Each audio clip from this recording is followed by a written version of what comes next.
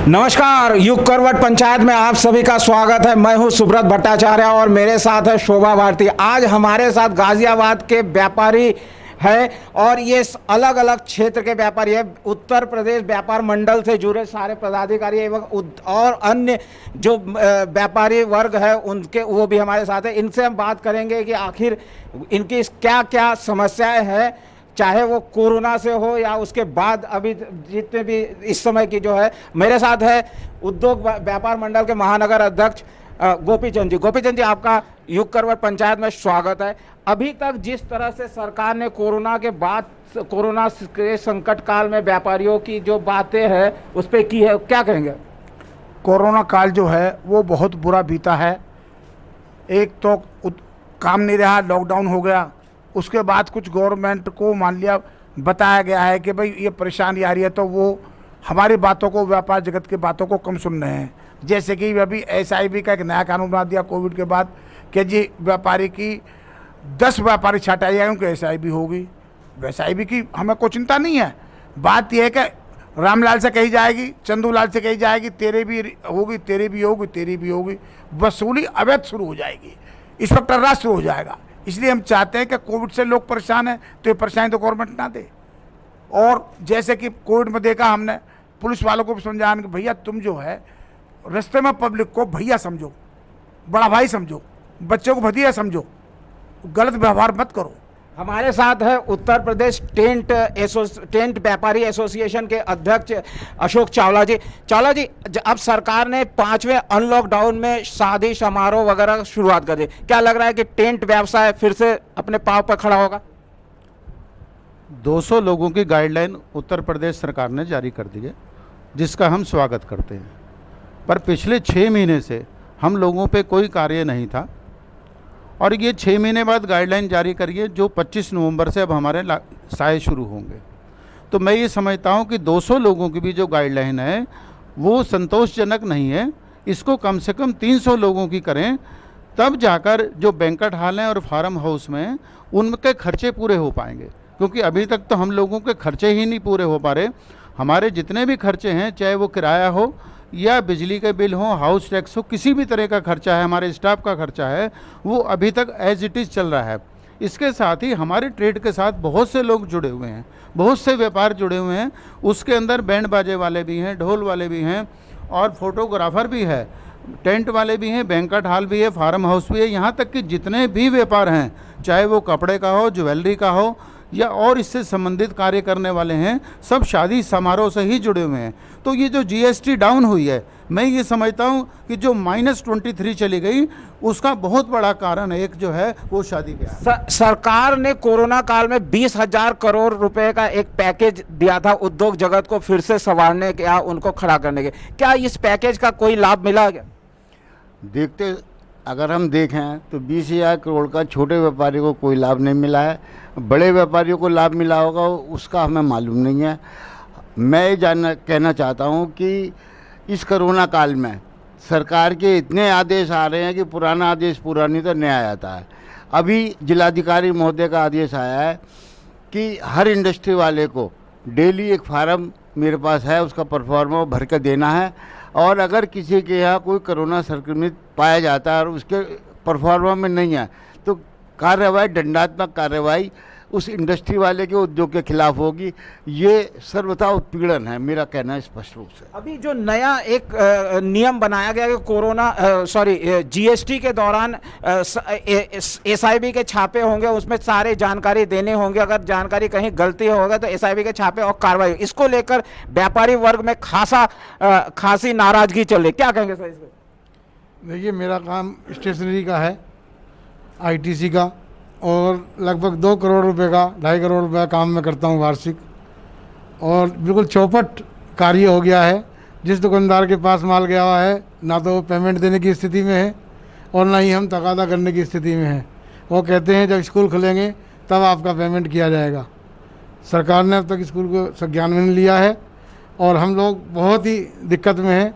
और जो पैकेज की बात है, अभी तक हमारे पास पैकेज की तो कोई सूचना हमारे पास तो नहीं आई कि भाई आपको ये मदद हम देंगे, सरकार की तरफ से आपकी ये मदद है।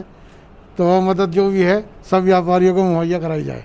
व्यापारियों का कहना है कि कोरोना काल में सरकार ने जो भी इनसे एक्सपेक्टेशंस थी सरकार की, जैसे लोगों की मदद के लिए उन्होंने सब उस पर सहायता की है, लेकिन सरकार की ओर से व्यापारियों की मदद के लिए कोई भी पहल नहीं की गई है। हम बात करेंगे क्या आप लोगों ने जो कोरोना काल के दौरान जरूरतमंदों को बहुत मदद की है, सभी ने देखा, पूरा गाजियाबाद ने देखा, क्या सरकार की ओर से जो आपकी अपेक्षाएं थी वो पूरी हुई है? नहीं, सरकार की तरफ से हमें कोई भी सुविधा नहीं मिली, किसी तरह की भी कहीं भी नहीं मिली। और मैं जनरेटर मार्केट से हूँ, हमारा जनरेटर मार्केट पूरी चौपट हो चुकी है। जनरेटर का काम बिल्कुल भी नहीं है पूरे बाज़ार में। एक हापुड़ रोड पे जो जाम लग जाता है उसके लिए पूरे दिल्ली गेट तक जाम लग रहता है, उससे भी हमारा व्यापार प्रभावित होता है। मैं आपसे लोगों से ये गुजारिश करूँगा कि हमें इस जाम से मुक्ति दिलाया जाए। हमारे दिल्ली गेट पर बहुत तगड़ा जाम रहता है और एक टेम्पो वालों ने पूरा ट्रांसपोर्ट नगर खोल रखा है दिल्ली गेट के बाहर, पुल के नीचे।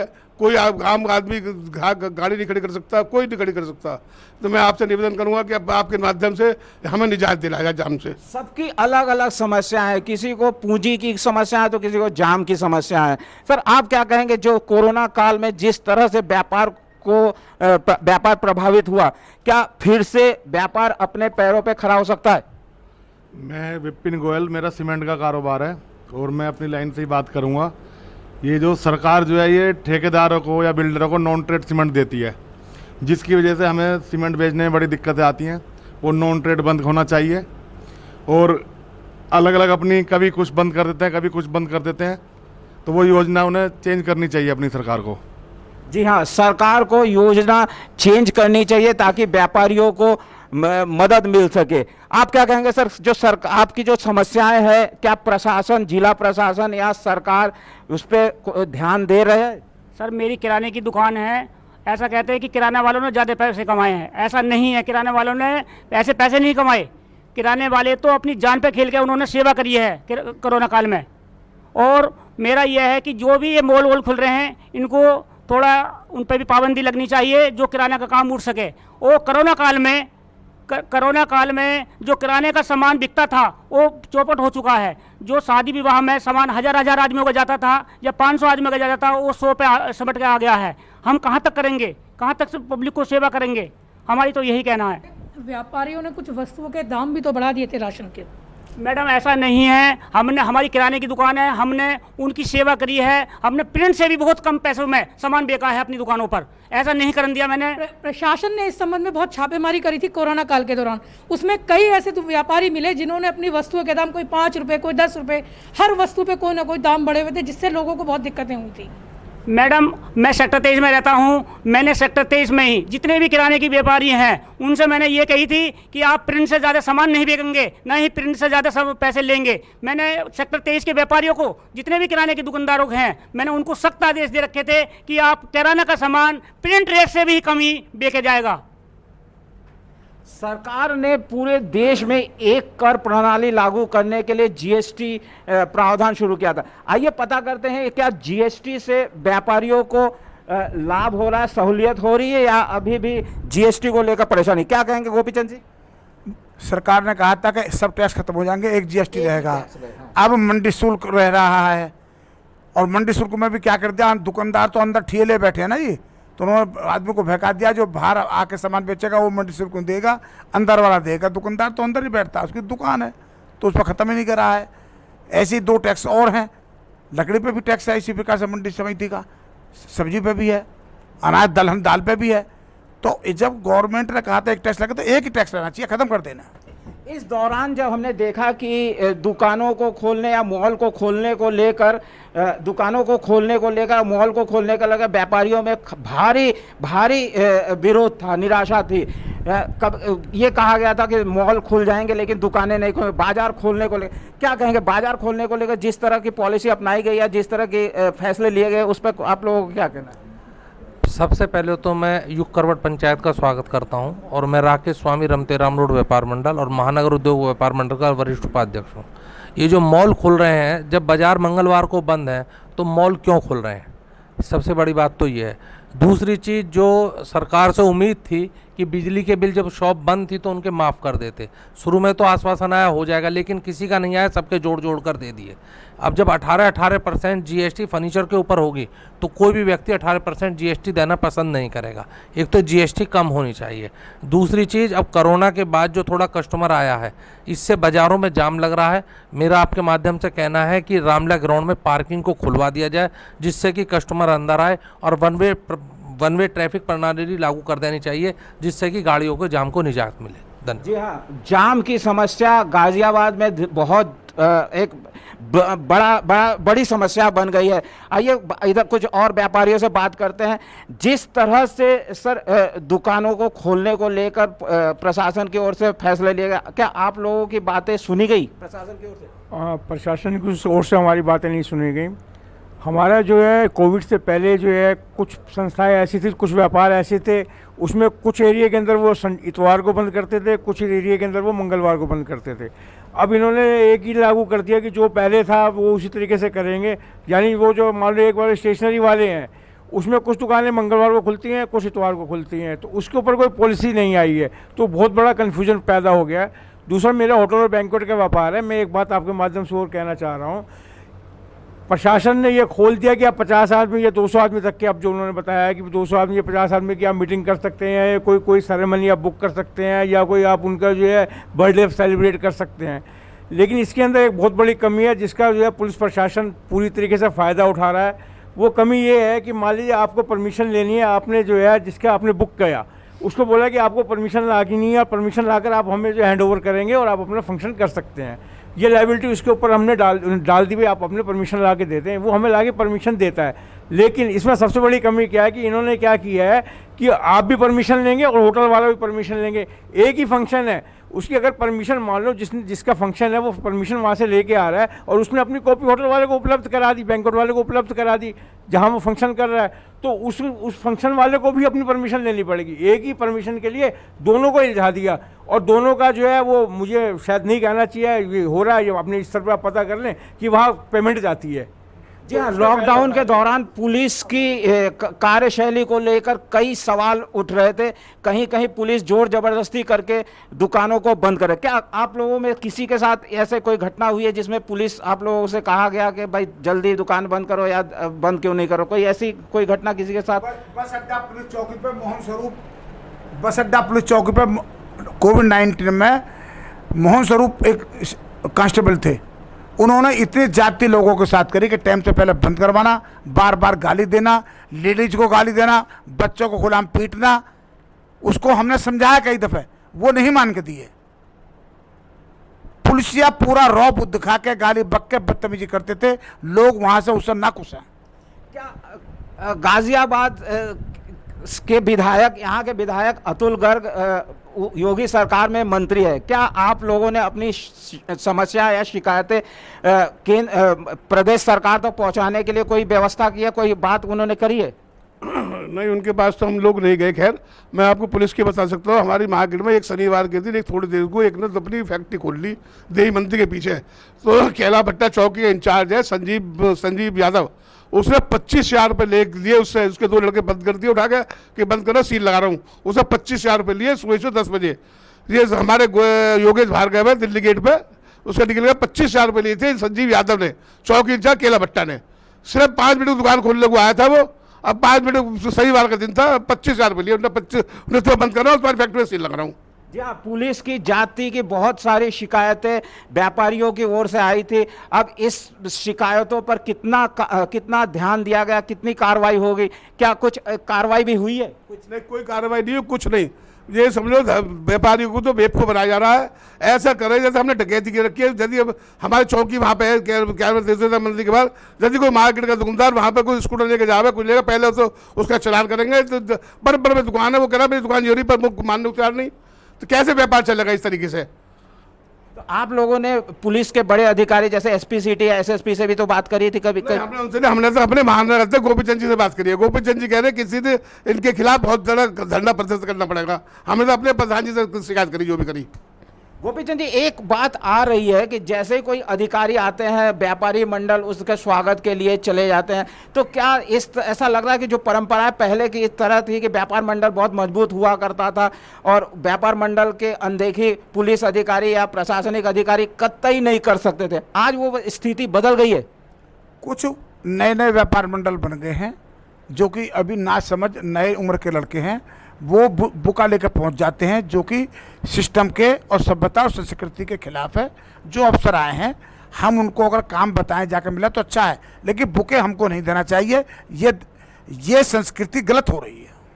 जी हाँ, बुके संस्कृति अभी गलत हो गई है। अब बात करते हैं दवा सेक्टर में। दवा सेक्टर में भी बहुत सारी दिक्कतें चल रही है। क्या कहेंगे सर, क्या क्या परेशानियां हैं दवा सेक्टर में, और इसके लिए क्या आपने किसी जो अधिकार संपन्न अधिकारी है उनसे आप बात हुई है?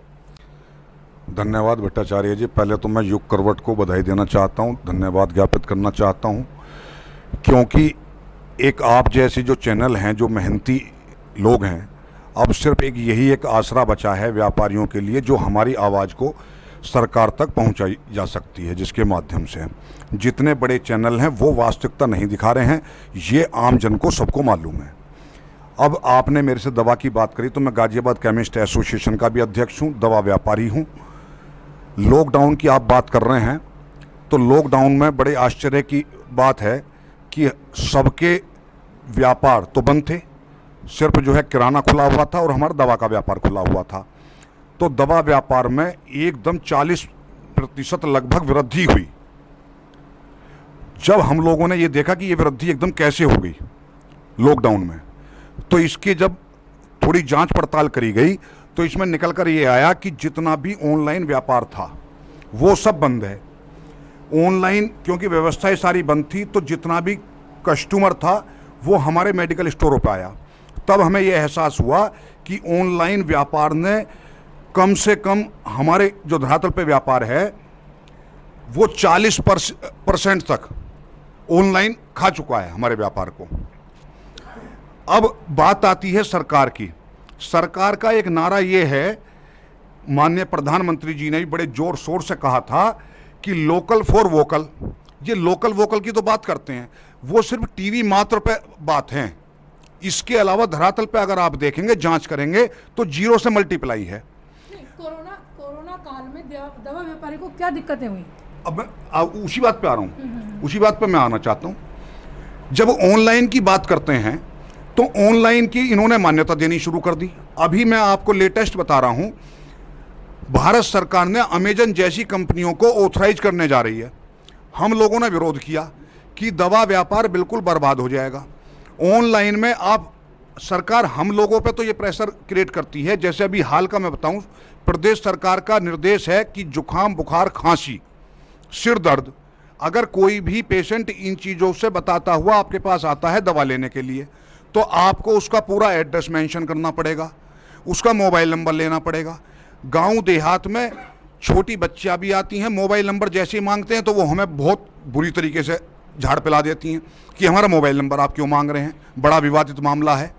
हमने ये सुझाव दिया एडीएम सिटी साहब को यहाँ कि साहब ऐसा है, आप आईएमए की मीटिंग बुलाइए, नीमा की मीटिंग बुलाइए और झोला साहब डॉक्टरों की मीटिंग बुलाइए, क्योंकि पेशेंट पहले वहाँ जाता है, डॉक्टर को वो सही तरीके से अपना नाम, एड्रेस, नंबर दे देता है, लेकिन हम लोगों को मोबाइल नंबर नहीं दिया जाता। लेकिन ये नंबर तो इसलिए, ब्यौरा इसलिए मांगा गया था ताकि कोरोना संक्रमण काल के दौरान मरीजों को चिन्हित किया जा सके। जी बिल्कुल, मैं आपकी बात से सहमत हूँ। बहुत अच्छा काम है, हम उसमें पूरा सहयोग कर रहे हैं। लेकिन बहन जी एक बात बता दीजिए, जो दवाइयाँ ऑनलाइन आ रही हैं उन पे क्या शिकंजा है सरकार का? क्या सरकार ने डाटा कलेक्ट कर लिया उन लोगों का? अभी सुशांत केस हुआ था, आप सब लोगों ने देखा होगा कि सारी की सारी दवाएं ऑनलाइन आती थी उनके यहाँ डिप्रेशन की, और वो लंबे समय तक खाते चले गए। उसका रिजल्ट पूरी हिंदुस्तान के और पूरी दुनिया के सामने है। तो ये ऑनलाइन जो व्यवस्था है ये बंद होनी चाहिए। सरकार धरातल पे काम करे। 20,000 करोड़ की बात अभी आपने पूछा था प्रश्न कि 20,000 करोड़ का पैकेज मिल गया। एक व्यापारी भी ये बता दे कि उसको कहीं से भी 1 रुपए की प्राप्ति हुई हो। मेरा इंडियन बैंक है, मैं अपनी खुद की बात बता रहा हूँ। मैंने अपने बैंक से पूछा, मगर मैनेजर साहब 20,000 करोड़ का पैकेज सरकार ने दिया है, तो मेरे हिस्से में कब कैसे क्या रुपया आएगा मुझे बताओ, आप कहाँ से मिलेगा मुझे। कहने लगे, बोले भाई साहब आपकी लिमिट है। मैं कहा जी बिल्कुल बनी हुई है। बोले तो उसका 5% जिस दिन ये डिक्लेयर हुआ उस तारीख में आपने लिमिट कितने परसेंट यूज की हुई थी, उसका 0.5% या 5% आपको मिलेगा, समझे। उसमें आपकी पूरी गारंटी रखी जाएगी। बस फ़र्क उसमें इतना था कि आपको विदाउट इंटरेस्ट वो रुपया मिलना था। दवा संघ व्यापारी के अध्यक्ष त्यागी जी ने बहुत अच्छी बात कही ऑनलाइन बिजनेस को लेकर। सरकार ने ऑनलाइन बिजनेस को प्राथमिकता दी है, जिस वजह से छोटे छोटे दुकानदारों को बहुत इसमें नुकसान हुआ है। हमारे साथ है विजयनगर से व्यापारी। सर क्या कहेंगे, जिस तरह से सरकार ने ऑनलाइन कंपनियों को व्यापार करने की छूट दिया है, और आप अब तो ऐसा है कि जिसको अगर 5 किलो चीनी चाहिए तो वो तुरंत अमेज़न या किसी और से मंगा लेते हैं, क्या कहेंगे, क्या नुकसान हो रहा है आपको? सबसे पहले तो मैं युग करवट पंचायत को धन्यवाद करना चाहूँगा। वो व्यापारियों की आवाज़ समय समय पर उठाते रहते हैं।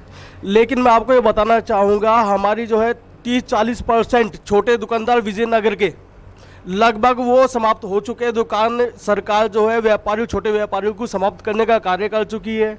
अब कोरोना काल से हम लोग आसानी से बच के निकल नहीं पाए, फिर ऑनलाइन का कारोबार का कार्य चल रहा है और मंगल को खुलती है उन लोगों का जो है शॉपिंग मॉल भी हर समय। लेकिन छोटे व्यापारियों का काम वो बंद हो जाता है। अब वह बंद हो जाएगा तो उन लोगों के पास जो है घर की भी परेशानी आ चुकी है, और जो बच्चों की फीस दे क्या करें, या बंद में ही रहेंगे तो फिर कैसे कुछ कमाई हो सकती सर। एक व्यापारियों की एक मांग थी कि कोरोना काल के दौरान जो बिजली के फिक्स चार्ज है, फिक्स चार्ज को जो है माफ़ कर दिया जाए।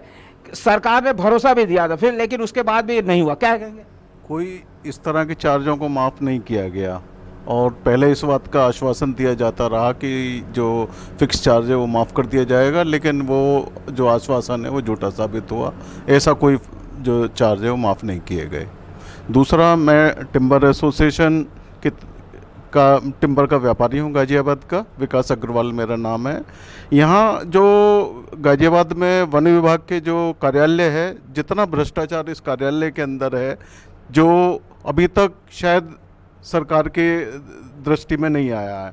हमने इस विषय में माननीय मुख्यमंत्री जी और वन विभाग के जो वरिष्ठ अधिकारी हैं उनके समक्ष अपनी शिकायतें प्रेषित की हैं, लेकिन कोई प्रभावी कार्रवाई नहीं हुई है। 2 साल से हम लोग, जो हमारे आरा मशीन व्यापारी हैं, अपनी शुल्क जमा किए हुए बैठे हैं, लेकिन उनके लाइसेंस विभिन्न कारणों से रिन्यू नहीं किए गए हैं और अवैध धनराशि की मांग की जाती रही है, और अभी तक भी उन लाइसेंसों को नवीनीकरण नहीं किया गया है। जी हाँ, टिम्बर व्यवसायियों को भी कई तरह की समस्या है। बात करते हैं, इस लॉकडाउन के दौरान व्यापारियों के सामने कैश की बड़ी दिक्कत आई थी। लोगों के, व्यापारियों के पास कैश नहीं था, जिससे ट्रांजैक्शन नहीं हो रहा था। क्या कहेंगे चावला साहब? जब काम ही नहीं था किसी के पास तो कैश की दिक्कत तो अपने आप आ ही जानी थी। तो इसलिए जो है किसी भी व्यापारी के पास कैश नहीं था, और जो मॉल संस्कृति चल रही है, व्यापारियों की ओर से ये मांग उठी थी कि भाई सरकार कैश, लोगों को कैश दे ताकि खरीदारी ज़्यादा हो और व्यापार पनपे, लेकिन सरकार ने ये नहीं किया। सरकार ने जो 20,000 करोड़ दिया, किसको दिया, क्या दिया, कुछ पता नहीं चला। ऐसा है कि छोटे व्यापारी के लिए तो कुछ किया ही नहीं गया इसमें। अगर किसी बड़े उद्योगपति के लिए किया गया होगा तो वो उद्योगपति ही बता सकते हैं, क्योंकि हमारी जो जानकारी है उस जानकारी के अनुसार कहीं पे भी किसी भी व्यापारी को कुछ नहीं मिला है। और यहाँ तक कि इस 6 महीने के पीरियड में हमने महानगर उद्योग व्यापार मंडल के बैनर तले मुख्यमंत्री जी को, प्रधानमंत्री जी को हमने इतने जो है मांग पत्र दिए, और उसका हमें कोई रिजल्ट नहीं मिला। मैं हर 15 दिन बाद एक मेल द्वारा जो है उनको अपनी मांगों के लिए लिखता था। उसमें बिजली का भी था, हाउस टैक्स का भी था, और अपनी जितने भी हमारे ट्रेड हैं उनकी समस्याओं से पूरी तरह से अवगत कराते थे। आपने बैंक्वेट हॉल वगैरह की भी समस्या उठाई?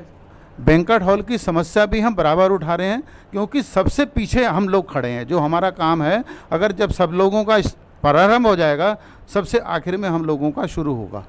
तो इसलिए हमने उसके लिए भी बहुत सी बातों का रखा। अब हमारे 200 लोगों की जो गाइडलाइन दी है, उसमें भी प्रशासन की तरफ से हमें बहुत ही परेशानियों का सामना करना पड़ रहा है। उसमें परमिशन लेनी पड़ती है, अनुमति लेनी पड़ती है, जो पूरी तरह से नहीं दी जा रही है। इसके साथ एक जटिलता और है कि 200 लोगों की परमिशन तो वहाँ से ऊपर से आ चुकी है, पर यहाँ का जो प्रशासन है वो किसी को 100 लोगों की देता है, किसी को 70 लोगों की देता है। इसके साथ एक चीज़ और बता देना चाहता हूँ कि उन्होंने कहा कि आप अपने यहाँ पर रजिस्टर मेंटेन करेंगे। क्या जो हमारे यहाँ 200 लोग आएंगे हम उनका रजिस्ट्रेशन जो है कैसे मेंटेन कर सकते हैं? क्योंकि जब वो बाराती बन के आएगा और हम उससे कहेंगे कि अपना नाम पता एड्रेस हमें सब दो, तो वो हमें दे नहीं पाएगा। इसके साथ 1 मिनट आपका और लूँगा। एक जनरेटर की बड़ी समस्या हमारे बीच में आ रही है जो पॉल्यूशन डिपार्टमेंट की तरफ से है कि जनरेटर में अभी तक कोई ऐसी चीज़ नहीं आई। हम लोग डीजल का जनरेटर चलाते हैं जो बिल्कुल साउंड प्रूफ होता है, उसमें कोई आवाज़ नहीं रहती किसी भी तरीके की, पर उनका कहना है कि आप ये भी नहीं चला सकते। अभी तक कोई ऐसा जनरेटर बना ही नहीं है कि जो सीएनजी से चलता हो या किसी और से चलता हो। अगर जब वो आ जाएगा तब हम बंद कर देंगे। जी हाँ, जनरेटर की भी एक बहुत बड़ी समस्या है। सरकार ने डीजल के जनरेटर को बंद करने के निर्देश दिए। अगर मैं कहूँ कि कोरोना से पहले जिस तरह से उद्योग व्यापार था और अभी अगर सरकार आपसे कहूँ कि सरकार से आपकी क्या अपेक्षाएं है, केंद्र सरकार से और राज्य सरकार से, क्या कहेंगे? मैं राज्य सरकार से अपील करूंगा कि ये जो नए नए नियम लागू करे जा रहे हैं व्यापार पर, उसको तत्काल रूप से ख़त्म किया जाए और एक क्लियर कट गाइडलाइन व्यापारियों को दी जाए जिससे व्यापारी उसके तहत कार्य कर सके। आपकी क्या मांग होगी सर सरकार से? मांग तो सबसे पहले ये जो 20,000 करोड़ आ रहे हैं ना बार बार, ये तो अंबानी जी का काम बड़ा था ना। कोविड-19 में पैसे तो वहाँ लगे थे, हम लोगों के पास थोड़ी आए थे, क्योंकि अखबार में आया सबसे ज़्यादा तरक्की उन्होंने ही करी है कोविड में, बाकी तो सब परेशान। तो 20,000 करोड़ तो वहीं। आपसे अगर पूछा जाए कि आप सरकार से क्या चाहते हैं, अगर सरकार ही आपसे पूछे बताइए आपको क्या चाहिए, क्या कहेंगे? मैं तो ये कहूँगा इसे मिडिल क्लास वालों को भी सरकार को कुछ करना चाहिए। छोटे छोटे आदमी बहुत करते हैं व्यापार, बड़ों को करते, मिडिल वाला कहाँ जावे? ना तो इनके बिजली बिल माफ़ हुआ, ना स्कूल की फीस माफ़ हुई, ना कोई किस तरीके। मैं तो आपसे यही कहूँगा कि आप अपने माध्यम से कम से स्कूल की फीस तो माफ़ करा दो। मिडिल क्लास के बच्चे पढ़ रहे हैं, वो तो अपने अपने बच्चे पालना कम से कम। बहुत बुरा हाल है। इन्होंने स्कूल की जो संचालक है सबने स्टाफ का आधे से कम पैसे दिए हैं, कोई मेंटेनेंस नहीं है, कोई कुछ नहीं है, पर हमारे स्कूल के बच्चों को पूरी फीस दी जा रही है। जी हाँ, आपने देखा व्यापारियों को जो है अपनी समस्याओं के साथ लोगों की भी समस्याओं की चिंता है। मैं तो यही कहना चाहूँगा कि हम व्यापारी हैं, चोर नहीं हैं। कोरोना काल में भी सबसे ज़्यादा अगर समाज की सेवा की है तो वो व्यापारियों ने सेवा की है। उसके बाद भी 10 लोगों के व्यापारियों पे छापे मारना, ये कोई अन्याय है। ये जो सरकार है ये पूरी तरह से विफल दिखाई देती है, बिना किसी तैयारी के अपने आदेशों को लाके थोप देती है, चाहे वो नोटबंदी हो, जीएसटी हो, एफडीआई, जिसका पूरी तरह से नुकसान समाज को भुगतना पड़ता है और आज भी भुगत रहा है। स्वास्थ्य सेवाओं में खुद जो लोग कोरोना पॉजिटिव पाए जाते हैं और वो अपने घर में भी क्वारंटाइन होते हैं, तो हॉस्पिटल्स के डॉक्टर्स के द्वारा फ़ोन किया जाता है कि आप प्राइवेट हॉस्पिटल में भर्ती हो जाइए, आपका पल्स कितना है, आपका पल्स मीटर कितना है। वो डॉक्टर नहीं है, वो पेशेंट है। जबकि ये जिम्मेदारी सरकार की बनती है, सरकार अपनी जिम्मेदारियों को निभाए, ना कि मरीज बताएगा कि ऑक्सीजन लेवल उसका कितना चल रहा है, उसके पास क्या तरीका है कि वो बता पाए इस चीज़ को। यहाँ कोरोना के दौरान लॉकडाउन को लेकर भी कई सवाल उठ रहे। कहा गया कि 500 संख्या में मरीज थे तो जो है लॉकडाउन कर दिया, अब लाखों की संख्या में है तो सब कुछ खोला जा रहा है। क्या कहेंगे सर, जो सरकार ने लॉकडाउन किया क्या वो सही था? वास्तविक में वो उसका लाभ मिला? नहीं, कोई लाभ नहीं मिला, नुकसान ही नुकसान हुआ है। मेरा कपड़े से व्यापार है, मेरा गोल मार्केट से अध्यक्ष हुआ राकेश बवेजा। बिल्कुल काम नहीं है कपड़े का, बोनी तक नहीं हो रही 2-2 4-4 दिन, ना घाक है ना कुछ है और आगे भी कुछ दिखाई नहीं दे रहा। और 20,000 करोड़ आए, हमें तो किसी को मिला नहीं 20,000 करोड़ में कुछ भी, पता नहीं कहाँ 20,000 करोड़ रुपए। तो आपको लगता है कि सरकार ने जो लॉकडाउन किया वो सही नहीं था? नहीं, सही था। देखो ये क्या सही है उसमें? सही नहीं था। जब मरीजों की संख्या कम थी उस समय आपने लॉकडाउन कर दिया, अब निरंतर मरीजों की संख्या बढ़ती जा रही है और आपने सब कुछ खोल दिया, तो क्या अंकुश है? किस तरह से मरीजों की संख्या इस तरह से कम हो सकती है? बाजार खोल दिए, सारे व्यापार तो खोल दिए और खोलना एक मजबूरी है, हम लोग चाहते भी हैं, लेकिन सरकार की क्या तैयारी है कि इस बीमारी से कैसे बचेगा आदमी? इस बीमारी से कैसे बचाव किया जाए? सरकार ने जिस तरह की नीतियां बनाई, जिस तरह के फैसले लिए, उस पर आइए हम जानते हैं त्यागी जी का। क्या कहेंगे सर, सरकार ने जिस तरह से कोरोना को लेकर लॉकडाउन किया, फिर अब खोल रहे हैं, क्या नुकसान, कितना नुकसान मान रहे हैं? नुकसान तो इसका बराबर चल ही रहा है, लेकिन बचाव की स्थिति अगर हम बात करें तो सिर्फ जो सरकार नारा दे रही है 2 गज दूरी, मास्क जरूरी, उसी से एक बचाव की संभावनाएं हैं। ये तो पहले भी था। बाकी वैक्सीन वाली अगर बात हम करें तो सरकार चाहे कह दे कि हम दिसंबर तक वैक्सीन दे देंगे आम जन को। मुझे तो नहीं लगता कि अगले वर्ष मार्च अप्रैल से पहले आम व्यक्ति को वैक्सीन उपलब्ध हो जाए। ये जो अभी व्यापार चल रहा है, ये व्यापार पहले जैसा चलने में अब कितना समय और लग सकता है? ऐसा है, बीमारी अगर ख़त्म होती रहेगी तो व्यापार पटरी पर आता चला जाएगा। लेकिन जो है, जो हमारी सरकार है, एक तो उसने ये और गलत काम कर रखा है, उसको इस पर ध्यान देना चाहिए। कैश विड्रॉल पर 2% काट रही है। अगर आप मान लिया 1 लाख रुपए निकालेंगे तो वो आपसे जो है 2,000 रुपये काट लेंगे। ये गलत है। इस कोरोना के टाइम में कैश आदमी की जरूरत है, उसे नहीं काटना चाहिए। दूसरा मैं एक आपसे पूछना चाहता हूँ कि जो व्यापारी को चोर समझ रहे हैं या जो व्यापारी पर बर्डन गिर रहे हैं, जितना कोविड-19 में खाना बटा, जितनी सहायता करी, जितनी टेम्पो भर के खाना बन के गए, सब व्यापारियों में बांटे या किसी सेल टैक्स अफसर ने बांटा? जवाब देना हमें कोई।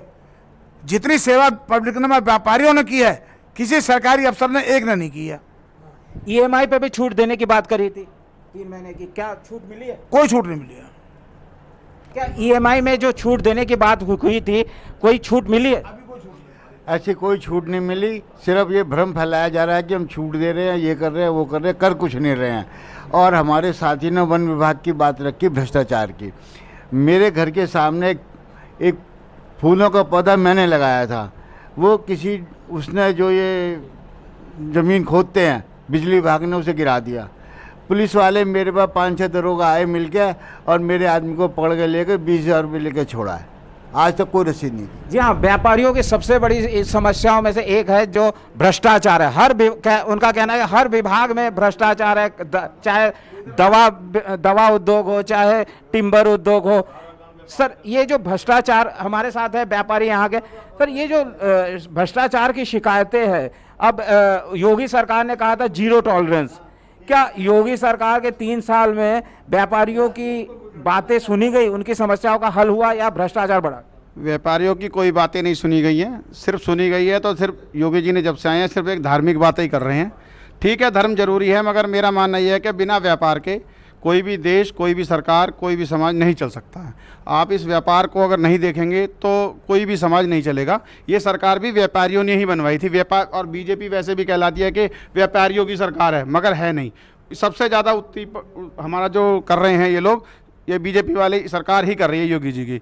आप लगा लो, एक अगर हम कहें कि हमें अगर व्यापार चलाना है, सबसे पहले मैं खुद एक टेंट व्यवसायी हूँ, मेरा कैटरिंग का काम है। अगर हम लोग शादी ब्याह नहीं खोल सकते तो फिर तो कोई व्यापार चल ही नहीं सकता। आप ये समझ लीजिए। आप 200 लोगों की आज गाइडलाइन दी है, अभी हमें 15 तारीख से मिलनी है, वो भी अभी आज बैठे हैं 8 तारीख है, 15 से 200 की गाइडलाइन है। जिसने नवंबर में शादी बुक करनी है वो करने ही नहीं आ रहा, डर रहा है, वो कह रहा पता नहीं होगी नहीं होगी कैसे होगी।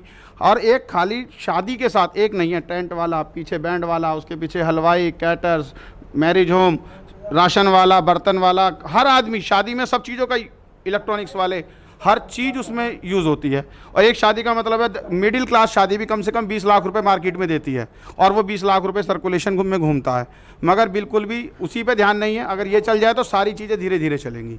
तो शोभा जी, आपने देखा कि व्यापारियों की अलग अलग समस्या है, लेकिन जो मुख्य समस्या ये है कि कोरोना काल के दौरान व्यापारियों ने सरकार की जो गाइडलाइंस उसका तो पूरा पालन किया, लेकिन सरकार की ओर से इनको मदद देने की कोई पहल नहीं की गई। क्या कहेंगे? सरकार ने पैकेज की घोषणा तो की है, लेकिन जो व्यापारियों की असली समस्या ये है, उनका ये मानना है कि जो पैकेज की घोषणा हुई वो सिर्फ घोषणा बन के रह गई, व्यापारियों को उसका लाभ नहीं मिला।